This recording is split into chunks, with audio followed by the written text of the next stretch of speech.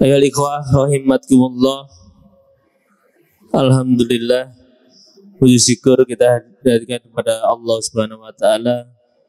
Alhamdulillah pada pagi hari ini kita dapat berkumpul dalam suatu majlis ilmu insyaallah yang diberkati Allah Subhanahu wa taala insyaallah. Salawat serta salam tak lupa kita haturkan pada junjungan Nabi kita Muhammad sallallahu alaihi wasallam, keluarga dan para sahabat-sahabatnya serta kaum muslimin yang senantiasa menghidupkan sunnah-sunnah beliau.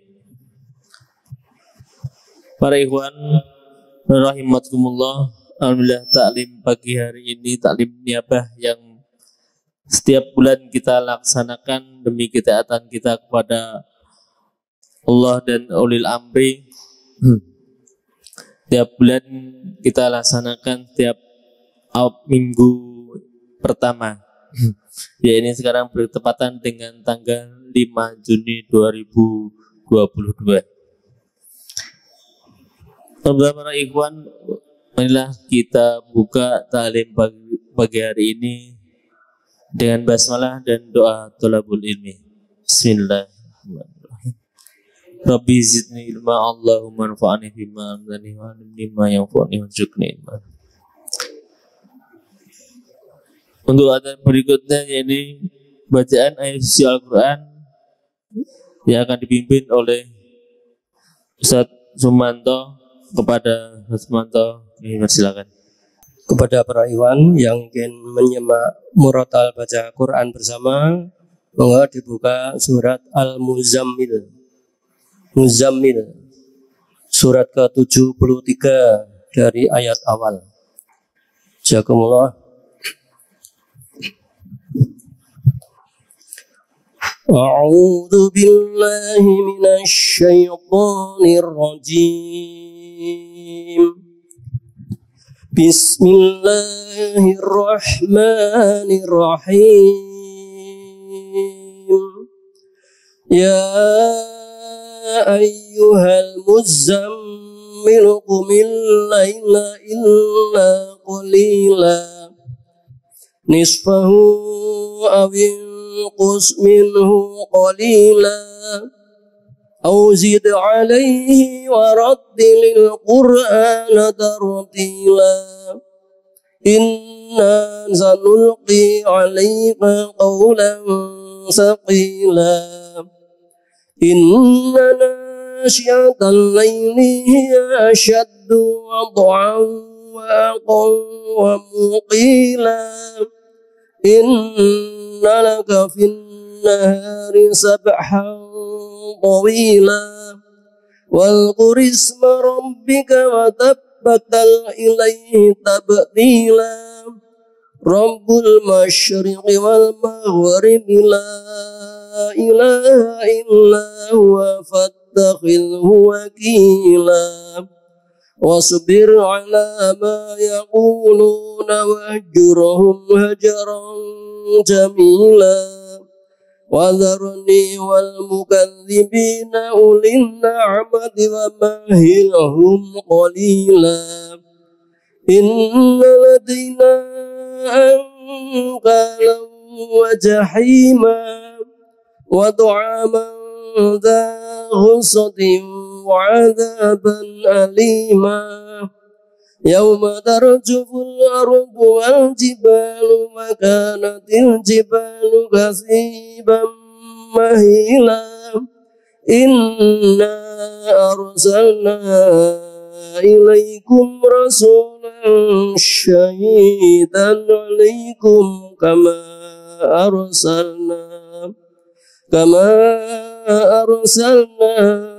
ila fir'auna rasula fa'asa fir'aunur rasula fa'akhalnahu akhadhan wabila fakaifa tattaquna in kafartum yawman yaj'alul wildana shiba as-samaa'u munfatirun bih kana wa'duhu maf'ula inna hadhihi tadhkirah faman syaa'a أتخذ إلى ربي سبيلا إن ربك يعلم أنك تقوم أدنى من ثلثي الليل ونصفه وثلثه وطائفة من الذين معك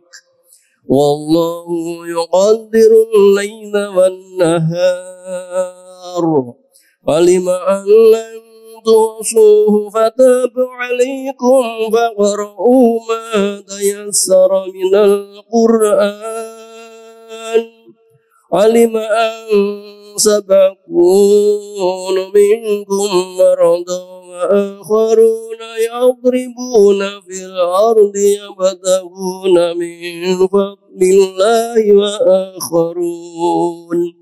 وآخرون يقاتلون في سبيل الله فاقرؤوا ما تيسر منه وأقيموا الصلاة وآتوا الزكاة وأقرضوا الله قرضا حسنا وما تقدموا لأنفسكم من خير تجدوه عند الله وخيرا وأعظم أجرا واستغفروا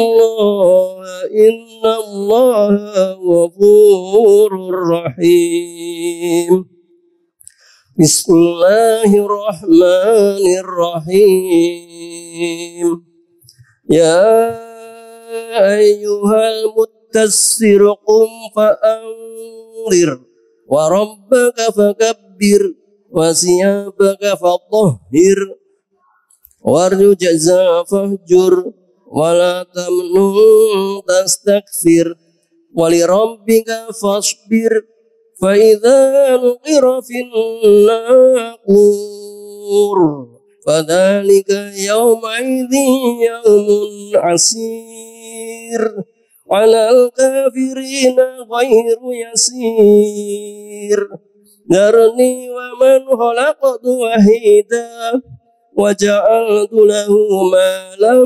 ممدودا وبنين شهودا ومهدت له تمهيدا ثم يطمع أن أزيد كلا إنه كان لآياتنا عنيدا سأرهقه صعودا إنه فكر وقدر فقتل كيف قدر ثم قتل كيف قدر ثم نظر ثم عبس وبصر ثم أدبر واستكبر فقال إن هذا إلا سحر يؤثر إن هذا إلا قول البشر سأصليه سقر وما أدراك ما سقر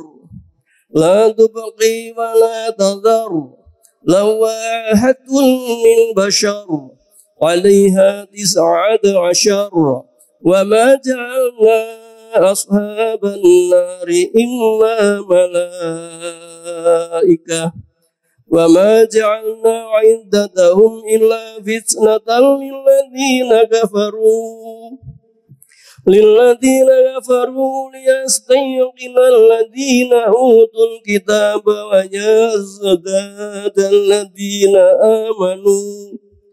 ويزداد الذين آمنوا إيمانا ولا يرتاب الذين أوتوا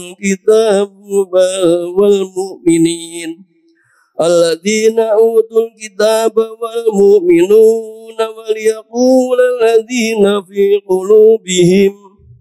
الذين في قلوبهم مرض والكافرون ماذا أراد الله بهذا مثلا كذلك يضل الله من يشاء ويهدي من يشاء وما يعلم جنود ربك ربك إلا هو وما هي إلا ذكرى للبشر كلا والقمر والليل إذ أدبر والصبح إذا أسفر إنها لإحدى الكبر نذيرا للبشر لمن شاء منكم أن يتقدم أو يتأخر كل نفس بما كسبت رهينة إلا أصحاب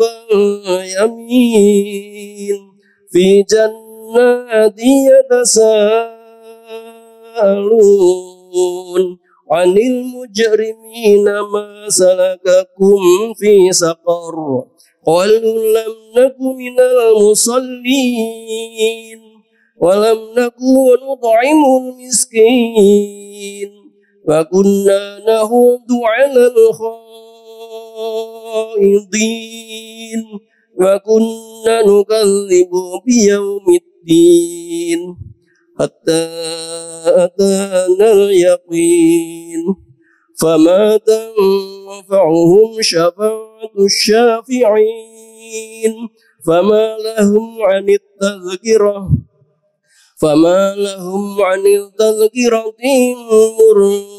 معرضين كأنهم حمر مستنفرة فرت من قسورة بل يريد كل امرئ منهم أن يؤتى صحفا منشرة كلا بل لا يخافون الآخرة كلا إنه تذكرة فمن شاء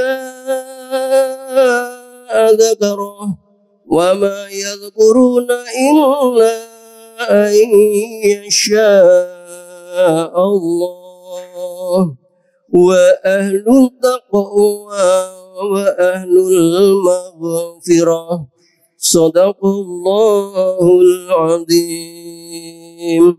Assalamualaikum warahmatullahi wabarakatuh. Bismillahirrahmanirrahim. Assalamualaikum warahmatullahi wabarakatuh.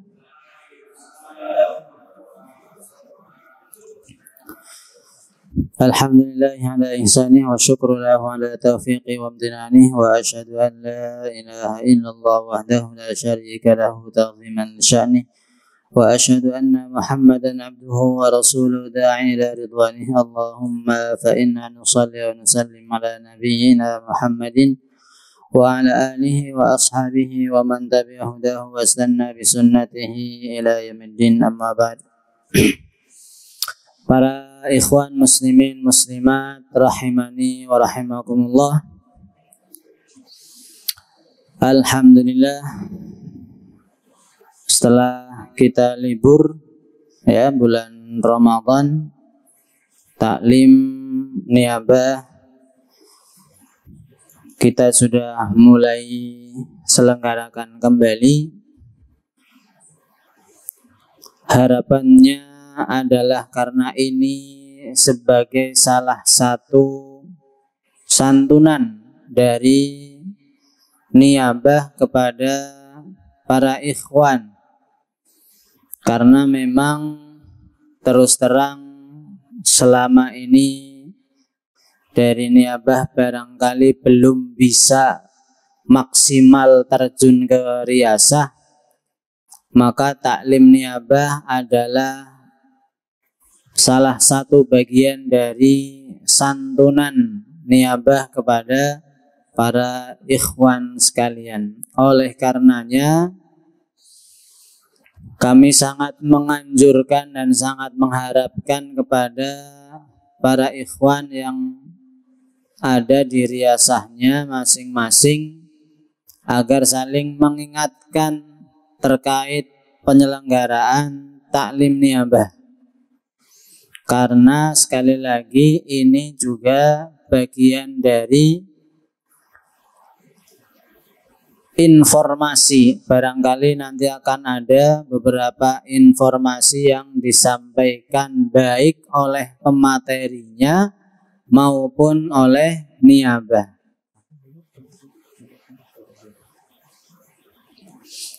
sehingga nanti para ikhwan bisa update berita. Sebetulnya di jamaah ini ada apa sih, perkembangannya sudah sejauh mana? Kayaknya kok nggak ada beritanya ya, adem-adem aja. Nah, bisa jadi salah satu penyebabnya karena jarang aktif ya di taklim niabah maupun di taklim riyasah. Biasanya ketika ada ikhwan sudah mulai tidak aktif, entah itu taklim niabah apalagi taklim riyasah, biasanya akan semakin menghilang. Ya, istilah yang kita pakai sering adalah apa? Muntabir ya. Mundur tanpa berita. Ada orangnya sehat ya sepanjang pengetahuan kita, tapi saatnya taklim, baik itu taklim niabah maupun taklim riyasah, tidak kelihatan. Nah, tidak kelihatan. Maka ini bagian dari salah satu indikasi ya, salah satu bagian dari indikasi bahwa ada sesuatu ya, karena saya yakin para ikhwan yang kuat akidahnya dengan al-jamaah, saya yakin tidak mungkin jarang hadir dalam taklim niabah apalagi taklim riyasah. Kalau akidahnya kuat, mesti datang rajin ke taklim-taklim. Taklim riyasah sudah pasti, taklim niabah, taklim wilayah, dan juga taklim pusat. Karena ini bagian dari indikasi kuatnya akidah yang dia miliki. Oleh karenanya para hadirin yang dimuliakan Allah Subhanahu wa taala, kami sekali lagi mengharapkan saat momen taklim niabah maupun taklim riyasah, silahkan diajak keluarganya. Ya, diajak keluarganya, jangan soleh sendiri. Ya, jangan pinter sendiri, masuk surga ya sendiri, jangan. Kasihan. Mlebu surga kok dhewean, gimana ceritanya? Padahal di rumah ya bareng kok. Yang rajin ngaji bapak etok atau ibu netok. Itu kan berarti apa? Pengen soleh sendiri, pengen masuk surga sendiri. Ajak keluarganya. Apalagi ya sebagai kepala rumah tangga, para bapak punya tanggung jawab di hadapan Allah Subhanahu wa taala. Bagaimana cara mendidik putra-putrinya, juga mengarahkan dan mendidik pasangannya. Para hadirin dimuliakan Allah Subhanahu wa taala, oleh karenanya taklim-taklim yang diselenggarakan oleh intern, kami sangat mengharapkan bisa dihadiri. Kalau toh ada kesibukan, silahkan bisa diatur, ya, silahkan bisa diatur. Semoga bisa diatur dan dimudahkan oleh Allah Subhanahu wa taala. Yakin kalau kita mengutamakan Allah dan Rasulnya, hidup kita insya Allah diatur oleh Allah. Kalau Allah yang mengatur hidup kita, beres urusan. Kita nggak usah pusing-pusing. Wong Allah yang ngatur kok pusing. Ya, ini adalah akidah yang harus dipahami oleh kita semua. Ya, harus dipahami oleh kita semua. Nah, di antara taklim-taklim itu kan juga ada yang sifatnya virtual ya, taklim online. Nah, oleh karenanya kami juga menganjurkan kepada para ikhwan, mengingatkan kembali apa yang sudah sering kami sampaikan. Alhamdulillah, di tingkat niabah, tingkat wilayah, kita kan sudah punya studio dakwah. Ya, ada namanya Omah Dakwah.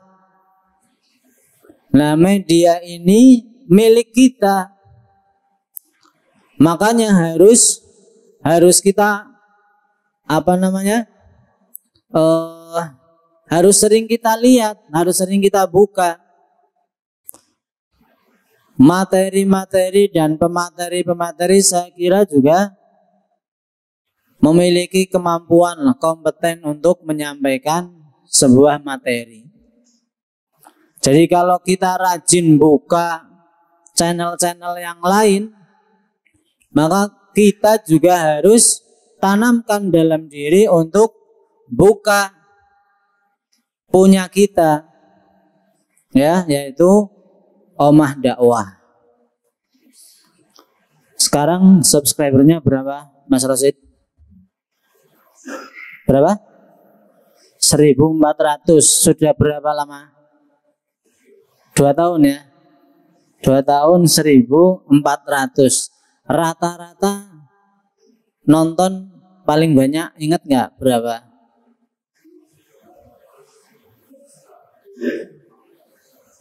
Seratus sampai 200. Padahal ikhwan di kita berapa?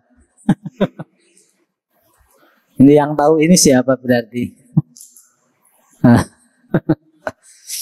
Ikhwan kita yang sudah berbaiat, saya kira cukup banyak ya. Saya kira cukup banyak.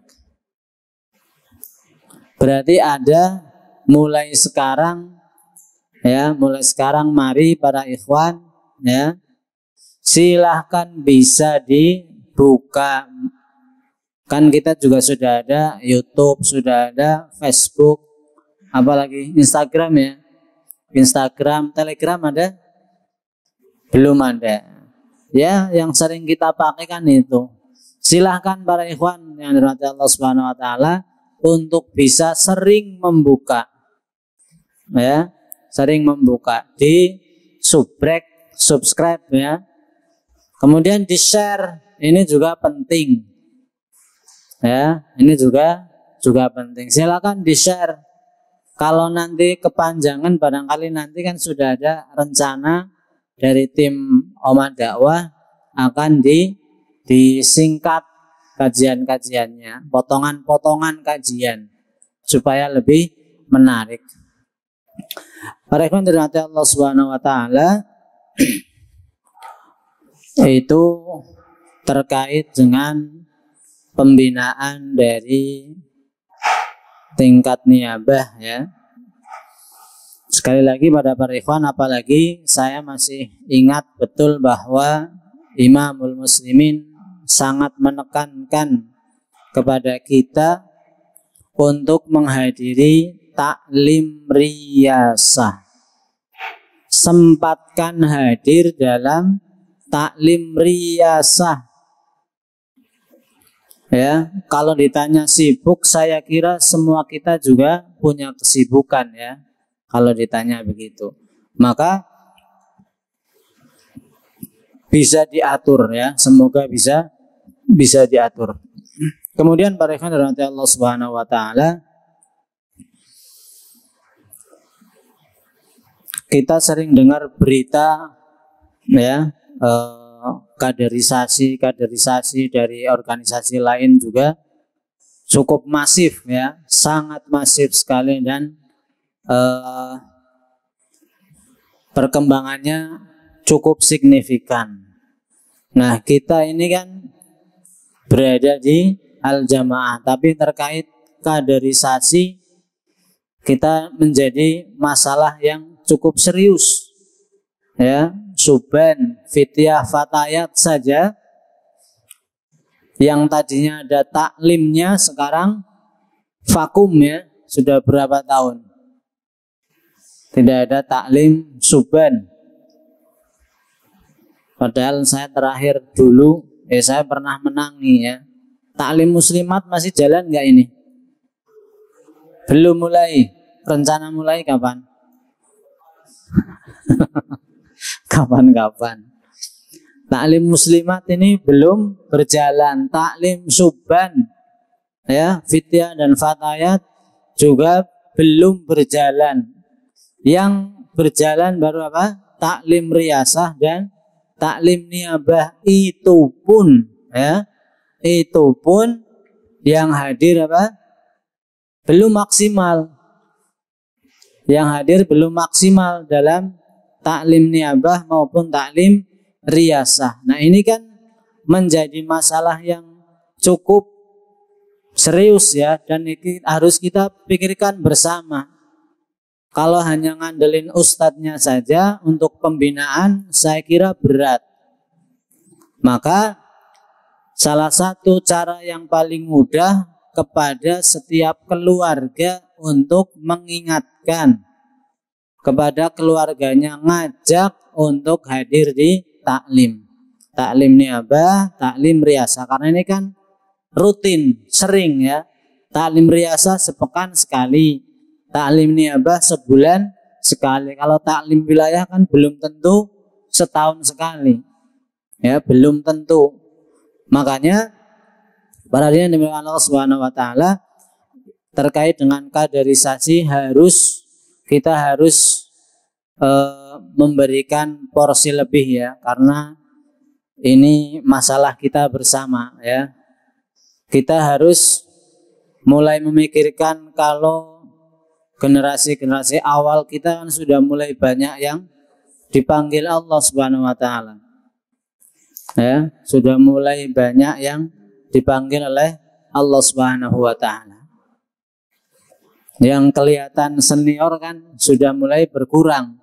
Yang seniornya berkurang, juniornya belum pada muncul.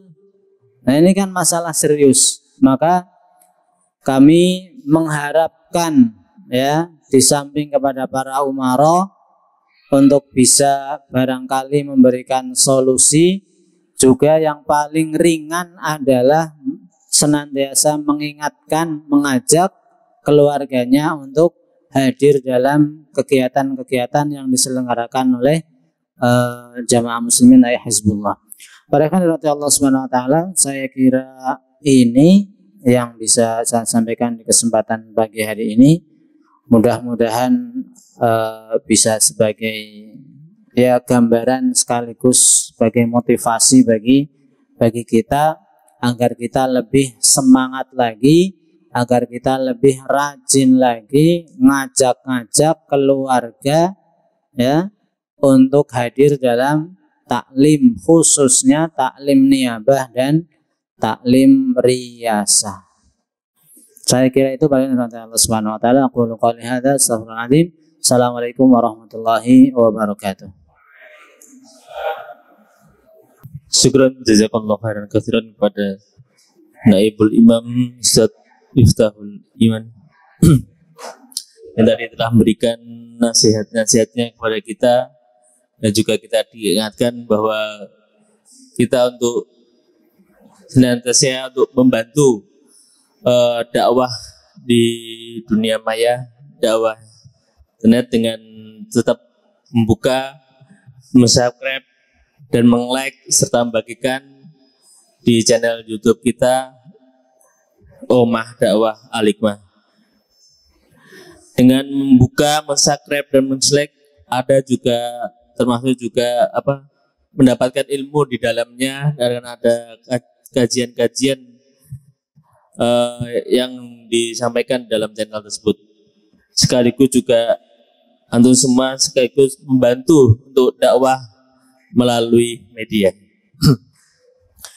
Para ikhwan yang dirahmati Allah, untuk mengikuti acara selanjutnya yakni Mau'izatul Hasanah yang akan disampaikan oleh Waliul Imam Jawa Tengah Utara Ustadz Nur Rahim dengan judul The Power of Love for Allah.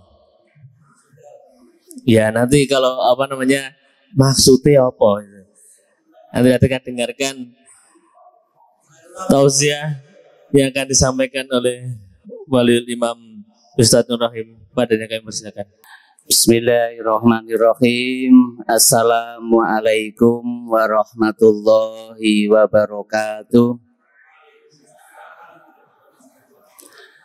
Alhamdulillahilladzi anzalal qur'ana hudan linnasi minaz zulumati ila nur. Alladzi arsala rasulahu bil huda basyiran wa nadhira. Asyhadu an la ilaha illallah wa asyhadu anna Muhammadar Rasulullah. Allahumma salli wa sallim wa barik ala nabiyyina Muhammad wa ala alihi wa ashabihi ajmain. Qala Allahu ta'ala a'udzu billahi minasyaitonir rajim. Bismillahirrahmanirrahim. Qul in kuntum tuhibbunallaha fattabi'uni yuhibbukumullah wa yaghfir dzunubakum. Shadaqallahul azim. Amma ba'du. Ikhwan, akhwat, muslimin muslimat yang dimuliakan Allah Subhanahu wa taala. Alhamdulillah, kita bersyukur kepada Allah sampai hari ini masih diberi beberapa kenikmatan dari Allah Subhanahu wa taala sehingga bisa hadir di majelis thalabul ilmi, majelis tempat untuk mengkaji ilmu-ilmu dari Allah Subhanahu wa taala.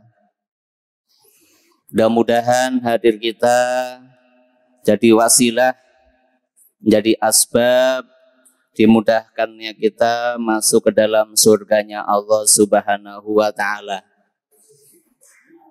Pasca bulan Ramadan ini baru memulai taklim di Semarang. Tentunya pasca Ramadan kita terus meningkatkan kualitas keilmuannya dan juga meningkatkan kualitas amaliyahnya. Sehingga kalau diibaratkan bayi itu dalam keadaan bersih, dalam keadaan suci setelah puasa Ramadan kita lewati. Sesuatu yang bersih biasanya lebih cenderung bersama sesuatu yang bersih. Sebaliknya yang kotor juga demikian. Kalau saya habis mencuci motor bersih ya, maka saya akan hati-hati melewati jalan. Kalau ada dua pilihan, satu jalannya bersih, sedangkan yang satu kotor, maka saya akan memilih jalan yang bersih. Kenapa? Karena sepeda motor saya baru saya cuci. Saya betul-betul menjaga jangan sampai bisa nanti habis dicuci kotor kembali. Rasanya sayang. Berbeda dengan sepeda motor yang sudah kotor sekali. Sudah kotor sekali. Maka ketika kita menggunakan sepeda motor itu di jalan yang becek, jalan yang kotor, tidak berpikir panjang. Tidak berpikir panjang. Saya tabrak saja. Walaupun ada yang bersih, ada yang kotor, saya tabrak yang kotor. Kenapa? Karena sepeda motor saya dalam keadaan kotor. Maka dia cenderung untuk menerjang tempat-tempat yang kotor. Ini sepeda motor kalau boleh saya analogikan. Maka sepeda motor yang kotor ini akan selalu dibersihkan oleh yang punya motornya. Manusia sebenarnya sama. Dengan bulan Ramadan itu kita dibersihkan oleh Allah Subhanahu wa taala. Pasca Ramadan dalam keadaan bersih, harapannya 11 bulan ke depan kita jaga aktivitas Ramadan kita, jaga keilmuan kita, jaga amaliyah kita, jangan sampai nanti makna Ramadan yang kemarin kita laksanakan tidak sampai kepada 11 bulan yang akan datang. Rugilah kalau sekiranya pasca Ramadan itu tidak ngefek sama sekali. Sama antara sebelum Ramadan dan setelah Ramadan. Di bulan Ramadan itu betapa cintanya orang untuk berbuat kebajikan. Di bulan Ramadan kemarin, betapa banyak orang suka beribadah kepada Allah, baik sifatnya mahdoh maupun ghairu mahdoh.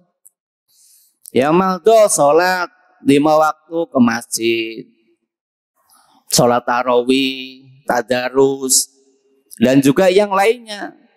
Yang ghairu mahdoh yang diberi kebebasan untuk menjelaskan dan mengamalkannya, ada sodako, ada amal soleh, ada siapkan buka puasa, sahur dan sebagainya. Itu muncul banyak sekali.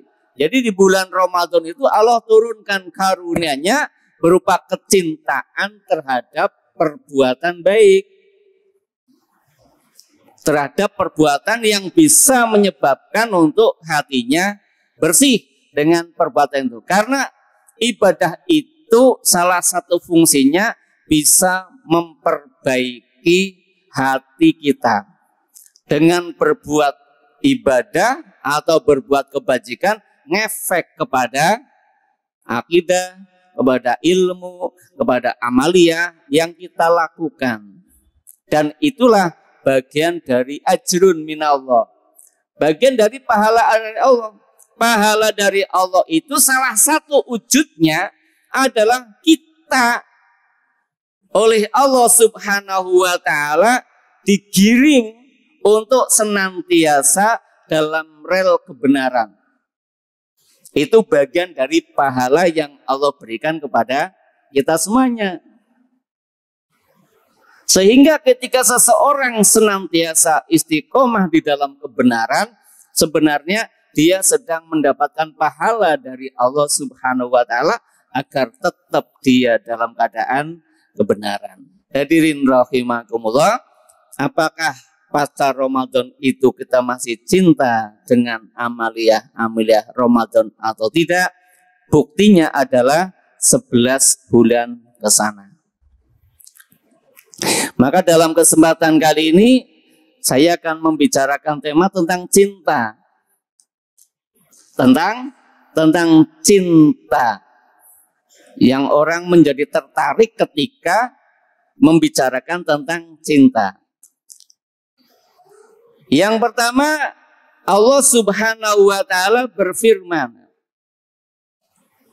dalam Al-Qur'an, yaitu surat Ali Imran ayat 31. Nanti akan saya sandingkan dengan Ali Imran ayat 14. Di sana sama-sama membicarakan tentang cinta. Saya mundur dulu ya. Mundur ke sana dulu, yaitu surat Ali Imran ayat 31. Di sana Allah Subhanahu wa taala berfirman, A'udzu billahi minasyaitonir rajim. Bismillahirrahmanirrahim. Qul in kuntum tuhibbunallaha fattabi'uni yuhibbukumullah wa yaghfir lakum dzunubakum. Wallahu ghafurur rahim. Artinya, katakanlah Muhammad, jika kamu mencintai Allah, ikutilah aku. Niscaya Allah mencintaimu dan mengampuni dosa-dosamu. Allah Maha Pengampun, Maha Penyayang. Kemudian yang surat Al-Imran ayat 14, di sana Allah berfirman, Zuyyina linnasi hubbus syahawati minan nisa'i wal banina wal qanatiril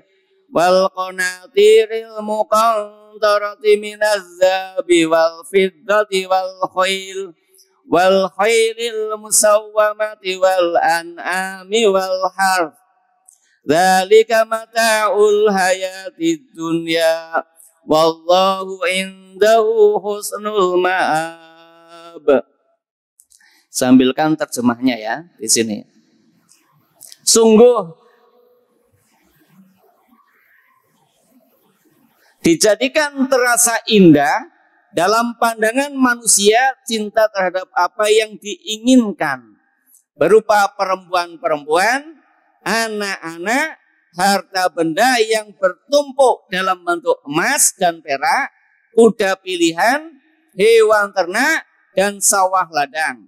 Itulah kesenangan hidup di dunia dan di sisi Allah lah tempat kembali yang baik. Hadirin rahimakumullah, kita akan mencoba mengkaji sebagian tentang cinta berdasarkan dua ayat tersebut. Yang keduanya sama-sama ada rasa cinta ya. Nah, saya akan memulai dari ayat yang 14 pembahasannya.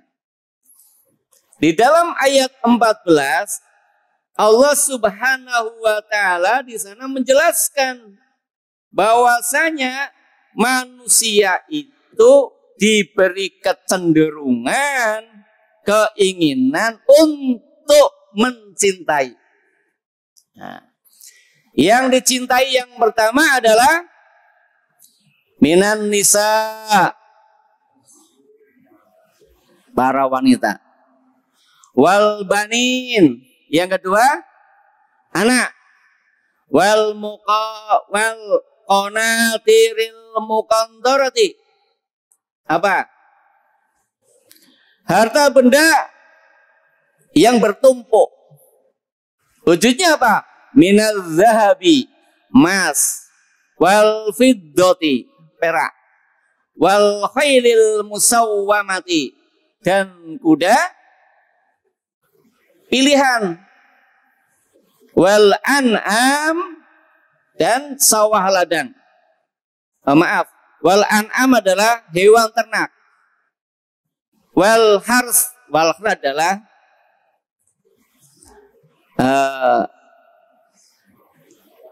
sawah ladang. Zalika mata'ul hayati dunya. Tapi ini adalah kesenangan dunia. Wallahu indahu husnul ma'ab. Yang terbaik itu ada di sisi Allah Subhanahu wa taala. Ada nisa, perempuan. Ada banin, anak. Ada qanatiril muqantarah, harta yang tersimpan. Ada lagi an'am, binatang, harus. Kemudian apa? Pertanian. Atau ada yang sesuatu ditanam. Ada sekitar 5. 5 ini adalah sesuatu yang dicintai. Nah, kemudian ayat yang ke-31, perhatikan. Nah, yang ke-31, katakan Muhammad, jika kalian cinta kepada Allah, maka ikutilah saya. Allah akan mencintai kalian dan Allah akan mengampuni dosa-dosa kalian. Dan Allah itu Maha Pengampun lagi Maha Penyayang. Ayat yang ke-31 menjelaskan tentang cinta kepada Allah. Sedangkan ayat yang ke-14 itu menjelaskan tentang cinta kepada selain Allah. Apa perbedaannya? Yang pertama ya, ada 2 jenis macam cinta. Yang pertama yang dinamakan dengan cinta tabi'iyun. Yang kedua ikhtiyariyun. Cinta yang pertama adalah cinta karena tabiat. Sedangkan cinta yang kedua adalah cinta karena upaya, usaha, ikhtiar.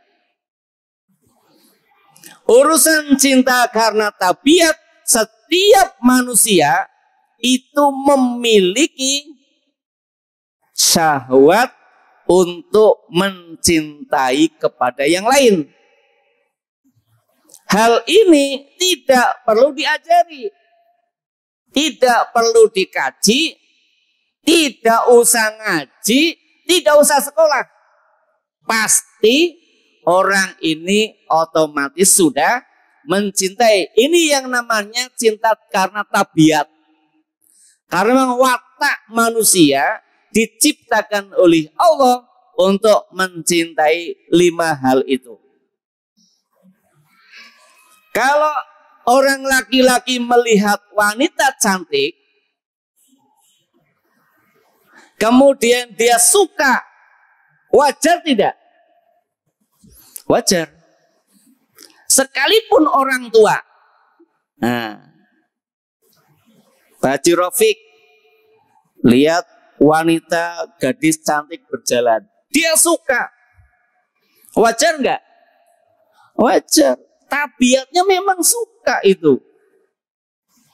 Kalau lihat wanita cantik enggak suka, benci, marah, ini sudah sesuatu yang beda, bukan tabiat pada umumnya. Jadi enggak usah diajari cara mencintai orang lain. Begitu juga sebaliknya.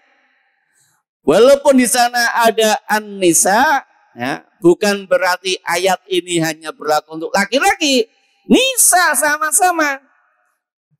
Ada wanita melihat laki-laki yang ganteng, badannya spot, tegap, cakep. Wajar nggak Bu? Wajar nggak Bu? Walaupun sudah tua, walaupun sudah usia 50 tahun, mungkin lihat di televisi, ada laki-laki yang gantengnya luar biasa, dia senang lihat itu. Itu nggak usah diajari. Tidak ada pembelajaran bagi orang ini untuk mencintai lawan jenisnya. Itu sunnatullah. Maka tidak usah diajari mencintai kepada lawan jenisnya. Yang kedua, cinta kepada anak itu adalah naluri manusia. Orang yang tidak mencintai anak ini adalah di luar naluri penciptaan manusia. Maka setiap orang yang sudah berkeluarga berkeinginannya nanti memiliki anak. Nggak usah diajari. Kamu cepat punya anak ya, nggak usah diajari. Kamu sayang sama anakmu ya, nggak usah diajari. Bahkan anak orang lain itu juga disukai. Kita lihat anak kecil ya, masih di bawah usia 5 tahunan ke bawah itu. Mesti orang itu begitu ketemu, dia akan seneng. Salaman, dicium, dipegang rambutnya. Kalau masih bayi, pipinya dijewel gitu ya. Dan sebagainya. Nggak usah diajari manusia. Hakikat manusia itu mencintai anak. Nggak usah diajari. Yang ketiga apa? Yang ketiga adalah wal qanatiril muqantara, harta. Harta yang banyak, yang menyenangkan. Di sini kan bahasanya kan emas, perak, dan lain sebagainya. Itu kan sesuatu yang memang manusia mencintainya. Nggak usah diajari. Kalau saya melihat ada mobil yang bagus, saya ingin memilikinya, wajar enggak? Salah enggak? Tidak salah. Kemudian saya berupaya untuk mendapatkannya. Boleh enggak? Boleh. Enggak usah diajari. Tuh loh, mobil bagus. Kamu senang sama iya mestinya. Enggak usah diajari. Sudah naluri manusia mencintai itu. Emas, perak, dan sebagainya.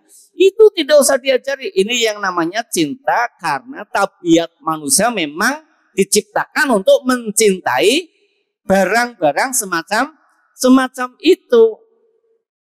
Maka tidak ada pelajaran. Enggak ada ngaji caranya mencintai harta. Enggak ada. Kenapa? Karena tabiat manusia sudah mencintai tentang hal itu. Hadirin muslimin muslimat rahimakumullah. Kemudian wal an'am wal haras. Binatang ternak. Semua orang mencintai. Tanaman-tanaman itu orang mencintai. Kalau orang melihat ada peternakan, dia mesti senang. Walaupun bukan dia pemiliknya. Melihat orang punya ternak yang bagus, apalagi nanti musim Idul Adha itu, orang sudah rasanya senang pada binatang-binatang kayak gitu. Nggak usah diajari. Apalagi haras pertanian, apalagi orang kota ya. Orang kota itu sekarang refleksinya ke desa ya. Orang kota itu kalau piknik ke desa, pikniknya ke gunung. Kenapa? Di sana banyak tanaman. Tapi orang desa pikniknya ke kota. Kenapa? Sesuatu yang berbeda. Meskipun orang desa setiap hari melihat tanaman-tanaman berupa padi, jagung, kemudian yang lain sebagainya, mereka tidak merasa bosan. Tidak ada kebosanan hidup di sana. Maka era sekarang itu banyak orang tua itu mencoba untuk pulang ke desa setelah di usia senjanya. Kenapa? Ingin menikmati suasana desa, suasana pegunungan, suasana pertanian. Pagi pergi ke sawah, lihat sesuatu yang hijau. Ini manusia tidak perlu diajari. Tidak usah diajari. Pak, Bapak besok kalau sudah tua pulang aja ke desa. Nah kenapa? Desa itu enjoy. Kenapa? Banyak hijau-hijauan. Airnya jernih, udaranya segar. Perlu diajari enggak? Tidak. Karena semua manusia dihiasi oleh Allah untuk mencintai yang namanya al-harth. Tetapi ingat, Allah Subhanahu wa taala menjelaskan, wallahu indahu husnul ma'ab.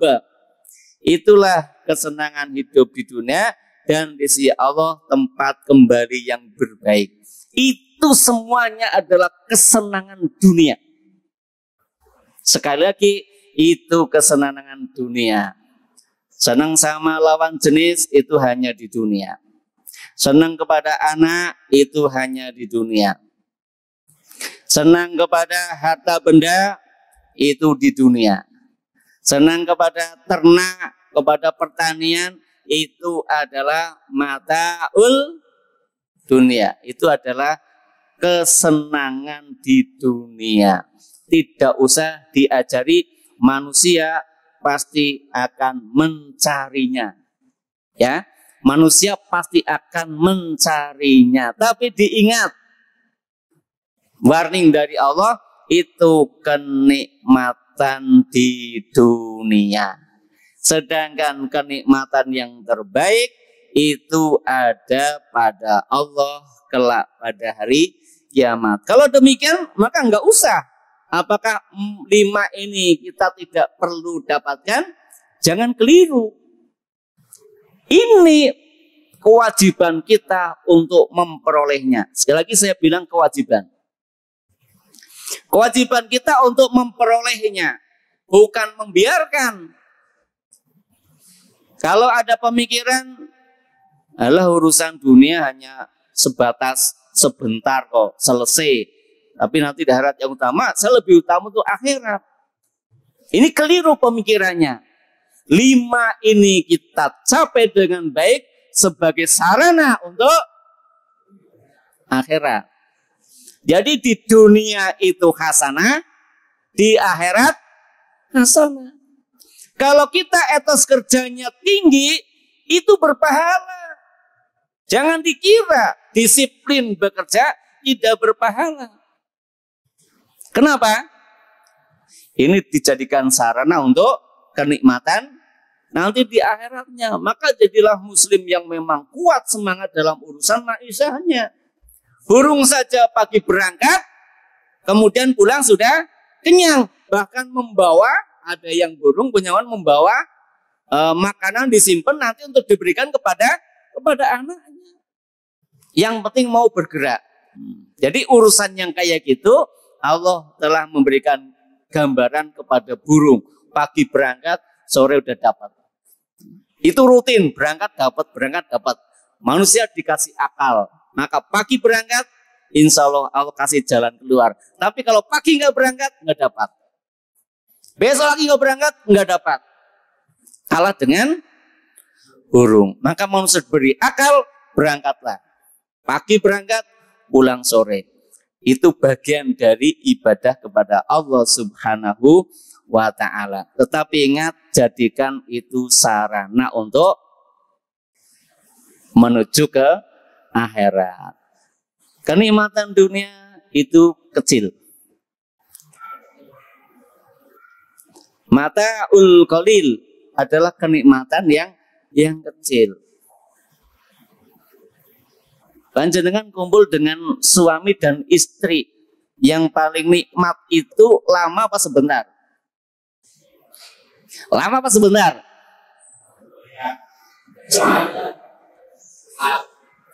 Ini bicara fakta ya.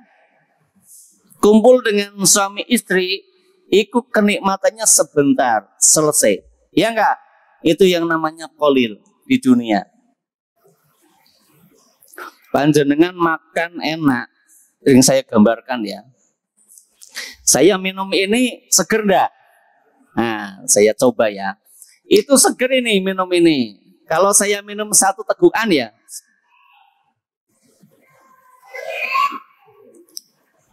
Alhamdulillah. Segar. Tegukan yang kedua segar enggak? Yang ketiga? 4, 5, 6, 7, 8, 9, 10. Kembung terakhir ya.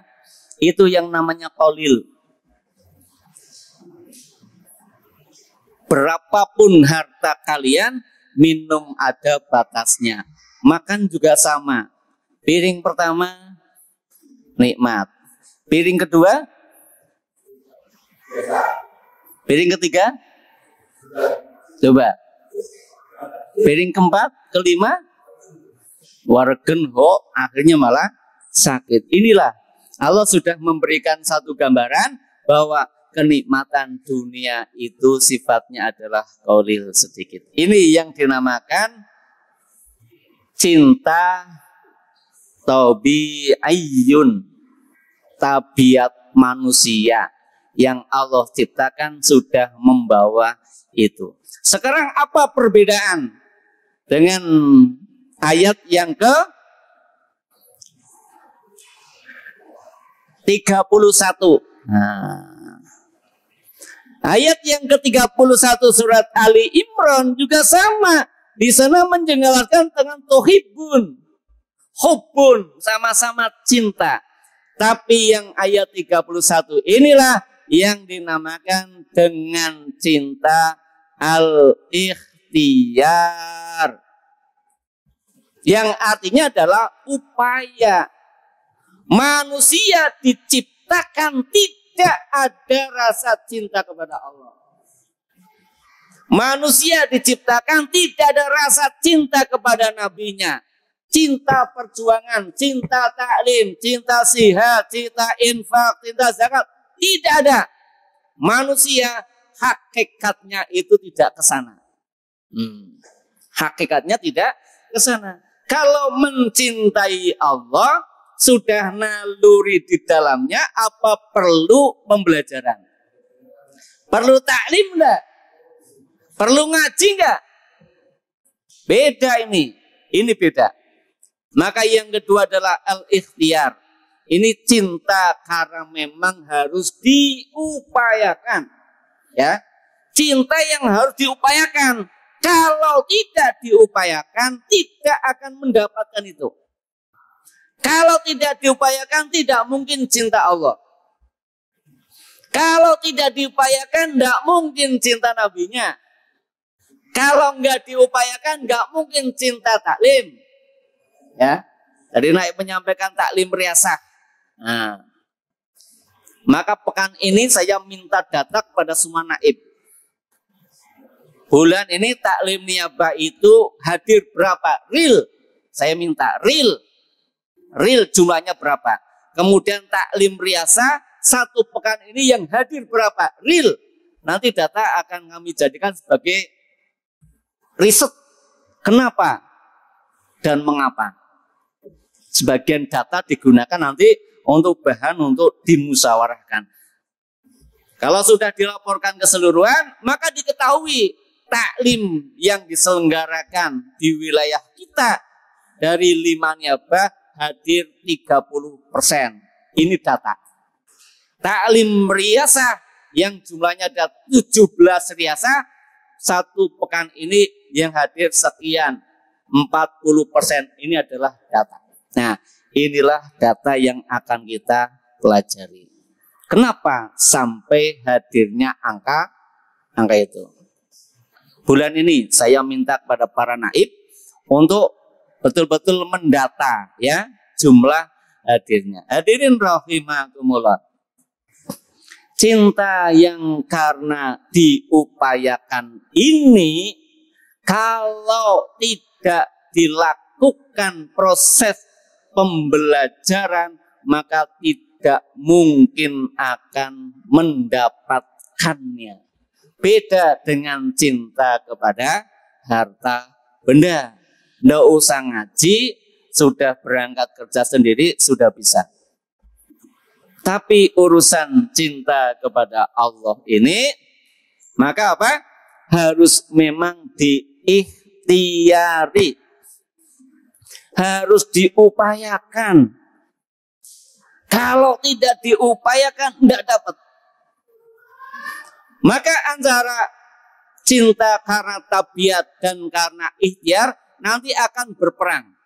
Akan selalu berlawanan ketika kita menghadapi sesuatu yang berbarengan. Kalau itu berbarengan, maka akan milih yang mana? Akan milih yang tabiat, apa milih yang ikhtiar? Yang tabiat itu adalah kenikmatan dunia. Paham ya? Yang tabiat itu kenikmatan dunia, mati selesai. Tetapi kalau yang dipilih karena ikhtiar di sini, Allah janjikannya adalah 2 hal. Yang pertama, Allah akan mencintai kalian dan Allah akan menghapuskan dosa-dosa kalian. Bahasanya zunub. Zunub itu kan jamak taksir dari zanbun, ya. Dosa-dosanya diampuni oleh Allah. Kalau kita mau mencintai Allah, dapat 2, dapat cinta dari Allah dan dapat ampunan dosa-dosa yang pernah kita lakukan dalam kehidupan sehari-hari. Maka ampunan ini bagian juga dari ajrun minallah, pahala yang Allah berikan kepada hambanya.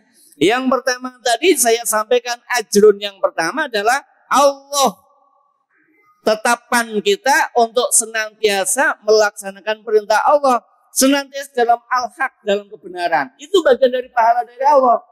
Yang kedua, bagian pahala dari Allah adalah berupa maghfirah, berupa ampunan. Kenapa? Karena manusia tidak ada yang suci. Semua manusia punya dosa, ya. Maka Syekhul Islam Ibnu Taimiyah rahimahullah ta'ala menjelaskan, al-masaib ni'matun, kata beliau, musibah yang menimpa manusia itu adalah sebuah kenikmatan. Kenapa sebuah kenikmatan? Di sana salah satu alasan yang beliau sampaikan adalah kafaratuz dzunub. Dengan musibah-musibah yang menimpa pada diri seseorang itu menjadi penghapus atas dosa-dosa yang dilakukannya. Masaib ini wujudnya banyak. Orang mintanya selalu sehat, ya apa enggak? Tetapi Allah kasih sehat dan kasih sakit. Sehat sama sakit lama mana? Oh, orang mintanya sehat. Enggak ada orang minta sakit.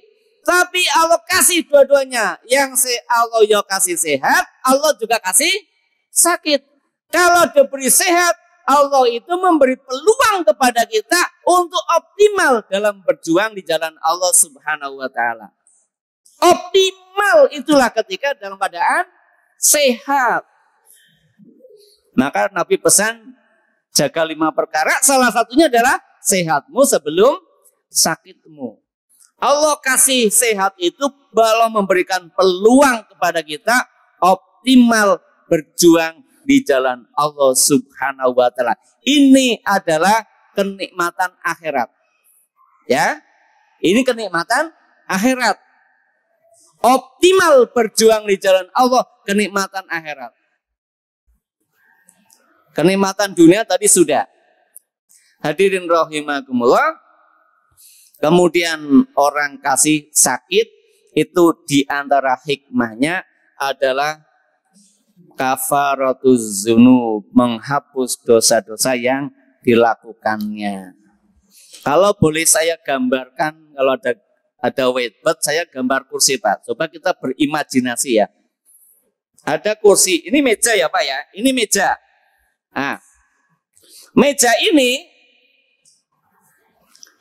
kakinya separuh patah atau sudah lapuk ya, separuh sudah digerogoti rayap di sini. Kalau saya dorong itu oyok-oyok gitu ya. Nah, coba. Tukang kayu kalau ingin memperbaiki kursi ini, dipotong sebagian dulu yang kira-kira sudah tidak mampu, kemudian ditambal dengan kayu atau kaki di bawahnya, atau kaki meja ini dibiarkan, tinggal dimasukkan beberapa kayu di dalamnya. Ini tukang kayu siapa ya? Ustaz Makmun. Biasanya kalau dandani meja kayu itu ada yang dipotong nggak Ustaz? Nah, ini kursi ya. Kursi kakinya ada 4. Yang satu ini apa? Sudah separuhnya lapuk ini. Sudah mau pecah ya. Dipegangi sudah ambrol. Nah, separuh yang lapuk. Maka tukang biasanya motong di tengahnya. Gini Bapak? Dipotong di tengah, kemudian disambungkan dengan kayu di bawahnya. Apa maknanya coba? Ada orang bertanya, loh kenapa ini dipotong dulu? Kenapa tidak disambungkan di bawahnya? Tukang lebih tahu, dipotong dulu ini dibuang, agar apa? Nanti dipasang kayu di bawahnya, dipaku jadi kuat. Maka kemudian fungsi kursi bisa berlaku kembali. Yang tadi kursi untuk tempat duduk, setelah dipotong kemudian disambung kakinya, maka bisa digunakan untuk duduk. Manusia sama. Kenapa Allah kasih sakit? Allah kasih sakit itu kalau saya gambarkan semacam tadi, sebagian diambil oleh Allah, mau dipasang lagi dengan yang lebih baik. Itu adalah kafaratuz dzunub. Dosa yang telah dilakukan akan diampuni oleh Allah Subhanahu wa taala. Hadirin rahimakumullah, kalau kita cinta kepada Allah dan Rasul-Nya, maka kita akan mendapatkan dua hal. Yang pertama, dicintai oleh Allah. Yang kedua, akan dihapuskan seluruh dosa-dosanya oleh Allah Subhanahu wa ta'ala.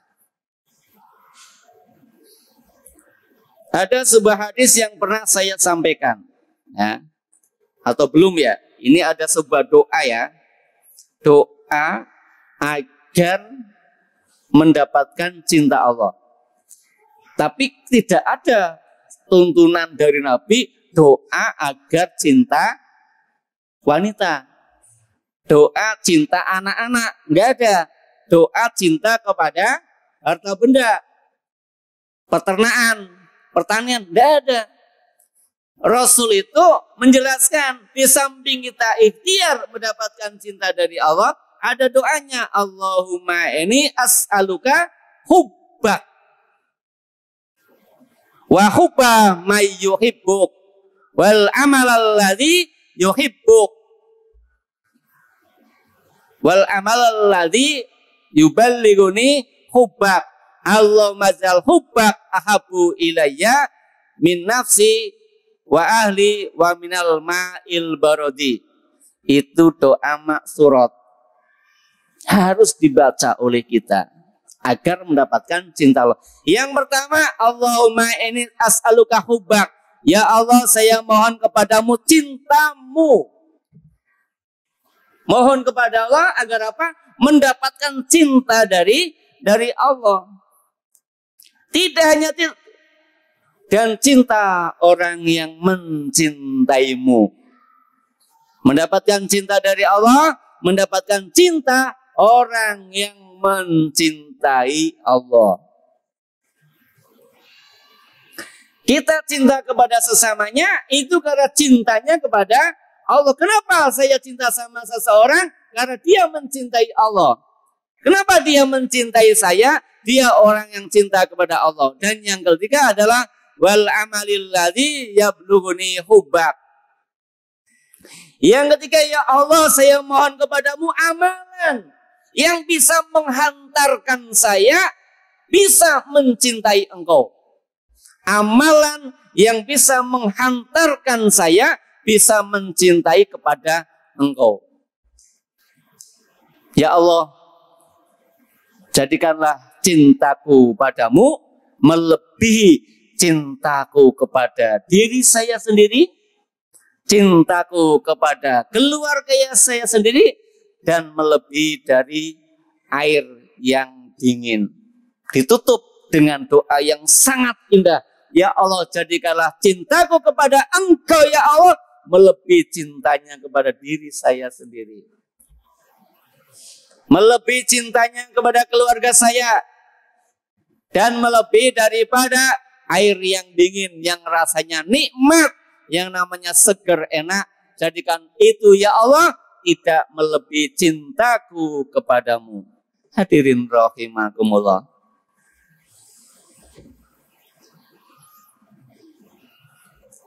Ada sebuah ayat bisa jadi pelipur lara untuk kita semuanya.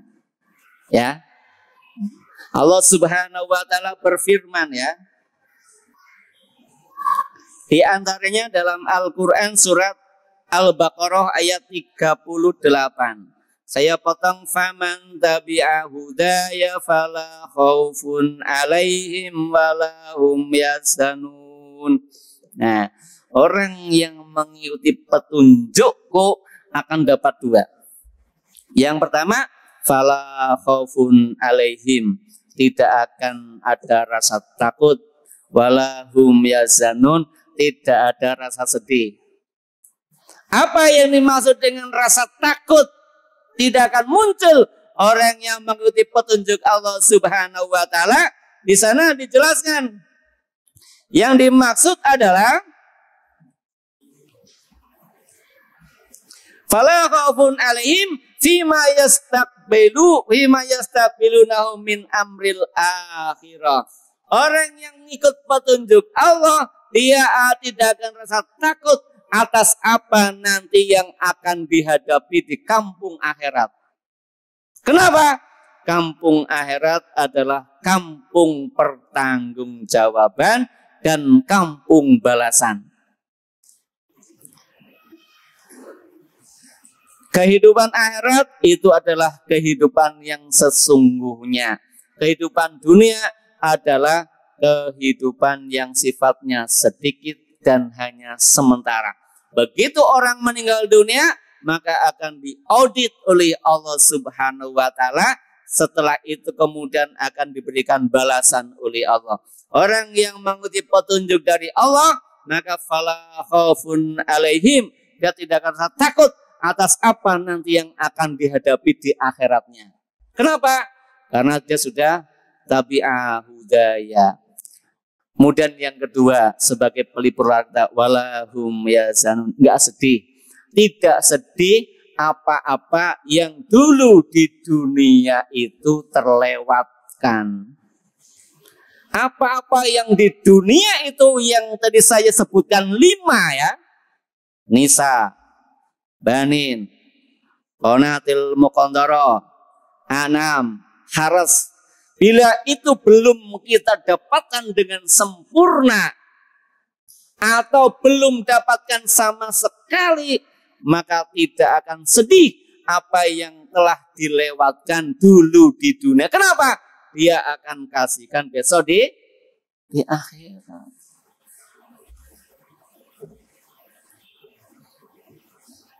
Kalau di dunia belum mendapatkan, tadi saya gambarkan wanita yang cantik, nggak usah sedih. Kalau di dunia belum mendapatkan suami yang tampan, jangan sedih. Kalau di dunia belum mendapatkan anak-anak sesuai dengan pilihan dan keinginan orang tua, jangan sedih. Kalau di dunia belum mendapatkan harta kekayaan yang berlimpah ruah, jangan sedih. Kalau di dunia belum mendapatkan ternak-ternak yang banyak, jangan sedih. Dan kalau di dunia belum mendapatkan pertanian-pertanian, tanaman-tanaman yang menyejukkan, yang menyenangkan, janganlah bersedih. Kenapa? Itu semua adalah mataul hayatid dunya, kenikmatan kehidupan dunia. Wallahu indahu husnul ma'ab. Ada yang lebih baik di sisi Allah, yaitu nanti balasan bagi orang yang faman tabi'a hudaya. Maka pertanyaannya sekarang adalah, kita ada 2 pilihan. Mau ingin cinta kepada Allah, ada jalannya, harus ikhtiar. Mau cinta kepada 5 hal, ada jalannya, tidak perlu diikhtiari, sudah sama-sama cinta. Dan kedua-duanya punya konsekuensi masing-masing dalam kehidupan sehari-hari. Tinggal pilih yang mana. Inilah kita sedang berjuang di jalan Allah Subhanahu wa ta'ala. Dalam hadis lain Rasulullah SAW menjelaskan, ini pernah saya sampaikan ya, kecintaan kepada sesamanya.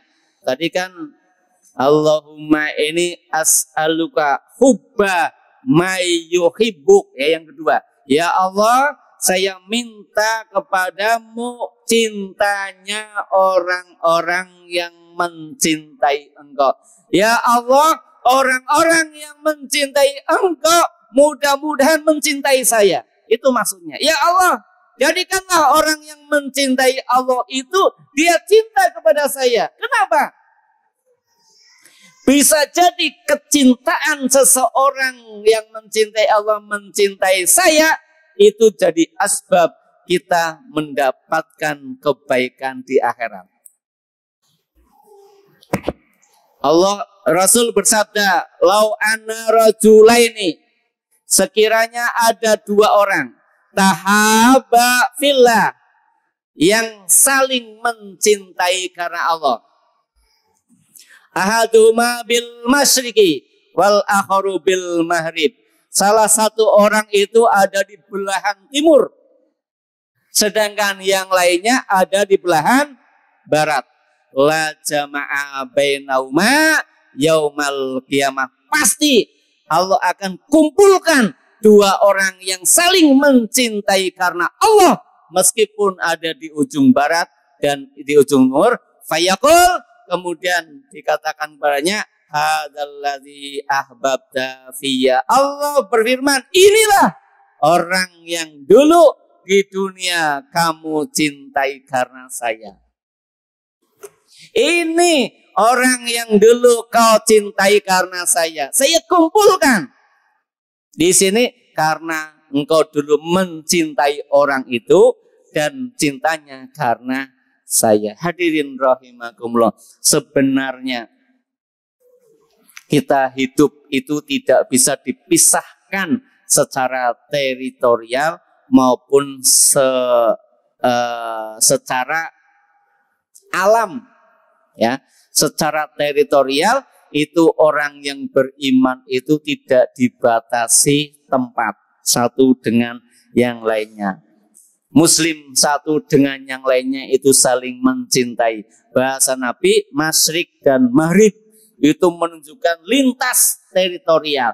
Maka muslimin tidak dibatasi oleh itu semuanya. Dimanapun berada, itulah saudara kita. Inilah sebenarnya perjuangan dalam kehidupan berjamaah dan berimamah adalah membangun kesatuan umat yang tidak dibatasi oleh tempat, tidak dibatasi oleh teritorial. Salah satu landasannya ini hadisnya, enggak dibatasi masyrik dan maghrib. Kalau dia mukmin, dia saling mencintai. Di dunia tidak bisa kumpul, di akhirat bisa dikumpulkan oleh Allah Subhanahu wa ta'ala. Yang kedua sudah lintas alam. Kumpulnya orang yang beriman, hidup berjamaah ini tidak hanya di dunia, tapi di akhirat.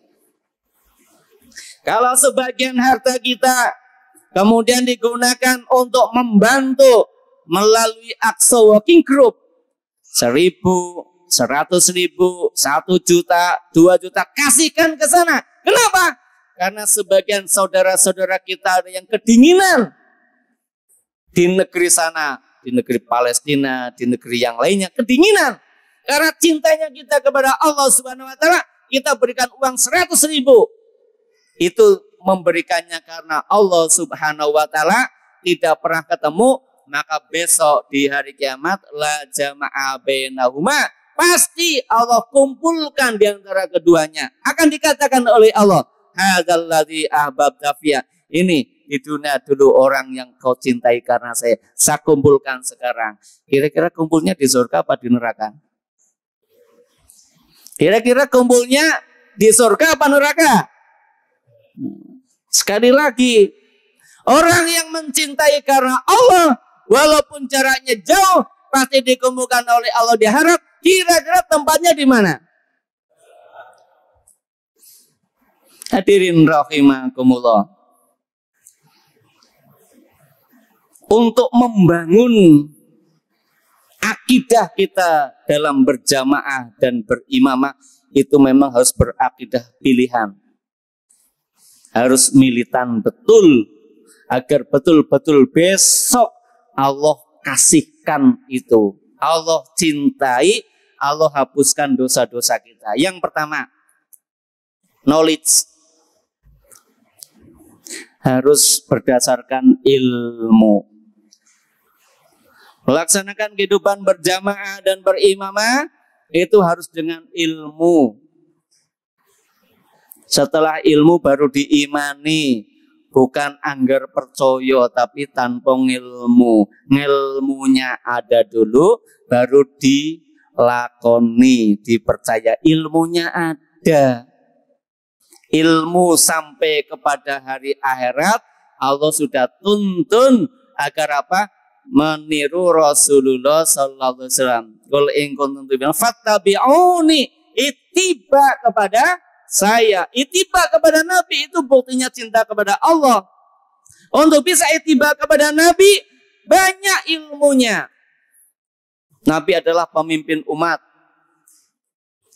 diangkat oleh Allah Subhanahu wa taala. Maka kehidupan berjamaah dan berimamah itu bermanhaj nubuwah. Bermanhaj nubuwah ibaratnya apa? Mengikuti jejak para nabi. Yang diikuti jejak para nabi, bukan jejak yang lainnya. Maka khilafah ala minhajin nubuwah, kepemimpinan yang bermanhaj para nabi, bukan yang lainnya. Bukankah Rasul sudah telah memberikan gambaran kepada kita? Hadis-hadisnya banyak, ayatnya juga banyak, asar sahabat banyak, pendapat para ulama banyak tentang wajibnya muslimin hidup berjamaah dan berimamah. Ini harus bil ilmi, harus ditekuni. Pelajari itu. Yang kedua adalah keyakinan, sebuah ideologi. Yakin enggak?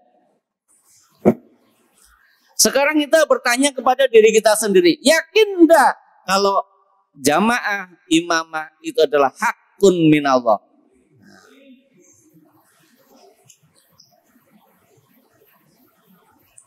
Yakin enggak sekarang masalahnya sama diri kita?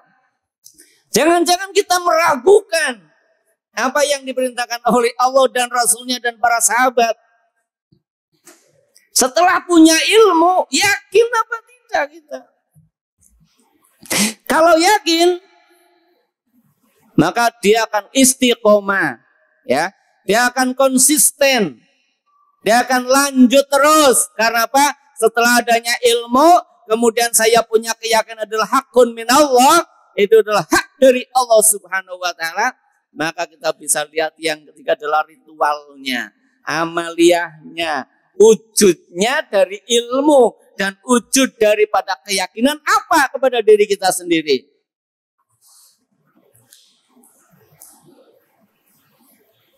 Mau hadir taklim riasa? Apa tidak? Mengeluarkan sebagian infak di jalan Allah, saya aja kesulitan untuk bekerja kok. Gajiku ora sepiro. Kadang saya kalau dagang ya laku, kadang tidak. Sudah ada pilihan, tabiat atau ikhtiar. Tabiat itu dunia, ikhtiar itu akhirat. Sarana, jadikanlah jangan sampai di dunia sengsara, di akhirat. Jadi mending di dunia sengsara, di akhirat bahagia. Daripada di dunia sengsara, di akhirat sengsara. Dan jangan sampai di dunia melimpah, di dunia enak, tapi di akhirat sengsara. Kenapa? Tabiatnya yang diperpanjang, tabiatnya yang diteruskan, tabiatnya yang dikuatkan.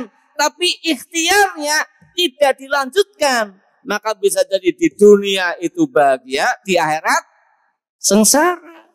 Yang terbaik dunia hasanah, akhirat hasanah. Tunjukkan bahwa kita adalah orang yang berilmu, orang yang berakidah, yakin, kemudian bentuk amaliyahnya apa. Tetapi itu semuanya ada eksperimental. Apa yang itu adalah pengalaman hidup berjamaah. Pengalaman spiritual hidup berjamaah itu mesti ada. Saya kalau hadir taklim niabah, maka saya hidupnya senang, kenyang. Apalagi Pak Hadi? Senang, happy, kenyang gitu. Bahasanya sederhana itu coba. Bahasa dari kita orang-orang yang lemah ilmunya sederhana. Senang dan kenyang. Senang kumpul kepada orang yang lain. Ya, kenyang. Mendapatkan kenikmatan fisik. Ada minumnya, ada makannya. Dikasih itu kenapa tidak mau?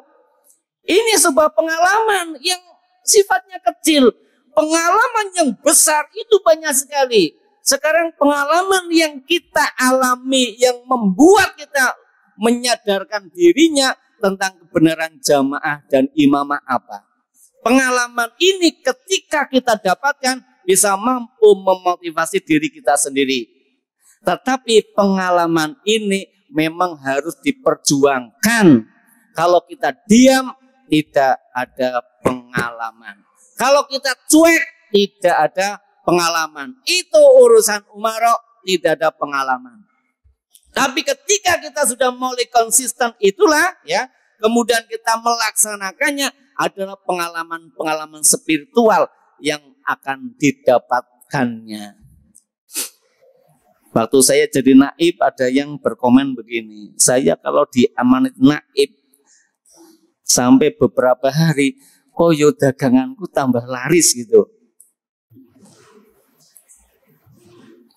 Fakta itu. Tetapi ingat ya, itu bukan maksudnya agar dagangannya laris, tetapi pengalaman spiritualnya ya, dengan kita kontributif, maka Allah akan memberikan beberapa kemudahan-kemudahan di dalamnya. Ini tiap ikhwan mesti punya pengalamannya masing-masing. Dan yang terakhir adalah konsekuensi. Apa maksud konsekuensi? Kalau kita sudah berbeat akan menolong agama Allah, berarti konsekuensi yang pertama adalah kita akan memperjuangkan Allah. Kita memperjuangkan Allah bukan berarti Allah perlu diperjuangkan. Perjuangan kita kepada Allah hakikatnya adalah memperjuangkan diri kita sendiri di sana. Yang kedua, apa konsekuensinya? Kita mengangkat seorang imam, akan mentaatinya selama beliau taat kepada Allah dan Rasulnya. Ketika imam sudah menyampaikan itu hak minallahi wa rasulihi, kalau imam sudah menyampaikan adalah benar berdasarkan Al-Quran maupun As-Sunnah, maka ada dua peluang. Yang pertama taat, yang kedua maksiat. Dalam surat Al-Fatih itu bahasanya adalah nakasa aufa. Nakasa atau aufa. Yaitu orang yang melaksanakan perjanjian, maka ada yang merusaknya dan juga ada yang memenuhi janjinya. Siapa yang merusak? Sesungguhnya kembali kepada dirinya sendiri. Sedangkan siapa yang memenuhi janjinya, maka sesungguhnya Allah akan membalasnya dengan ajron azima, pahala yang sangat besar. Yang ini adalah akhirat yang harus diikhtiari.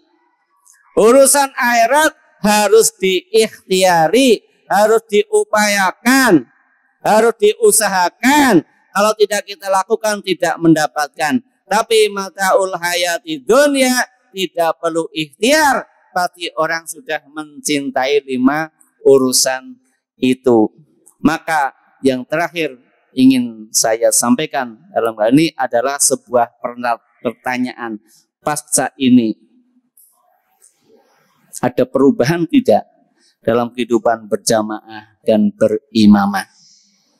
Kalau kita lebih kepada maksiatnya, nafsi-nafsi, maka apa gunanya hidup berjamaah dan berimamah? Ini adalah tuntutan keikhlasan bagi satu orang yang kaya. Itu dituntutan keikhlasannya tunduk dipimpin oleh imamul muslimin. 2, orang yang memiliki kekuasaan, itu adalah tuntutan mau enggak ikhlas dipimpin oleh imam. Dan yang ketiga adalah ulama, orang-orang yang alim, orang-orang yang berilmu, mau enggak ikhlas dipimpin oleh imamul muslimin. Itu tantangan buat kita semuanya. Mau dipimpin atau tidak. Mau dipimpin tapi sebagian, maka ada bagiannya di dunia. Mau dipimpin totalitas ada bagiannya, caranya bagaimana, konsekuensinya apa, sudah Allah tuntunkan. Maka alhamdulillah kita bersyukur kepada Allah sudah dalam keadaan hidup berjamaah dan berimamah.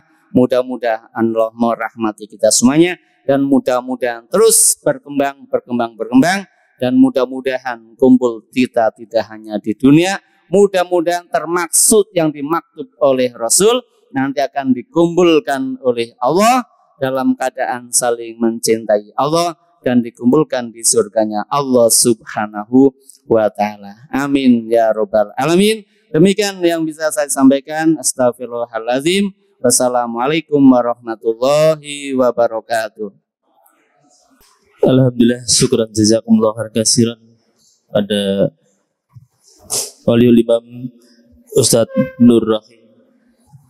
Para hewan dirahmati Allah, berikan tadi taklim mengenai the power of love for Allah, itu cinta kepada kita kepada Allah Subhanahu wa taala.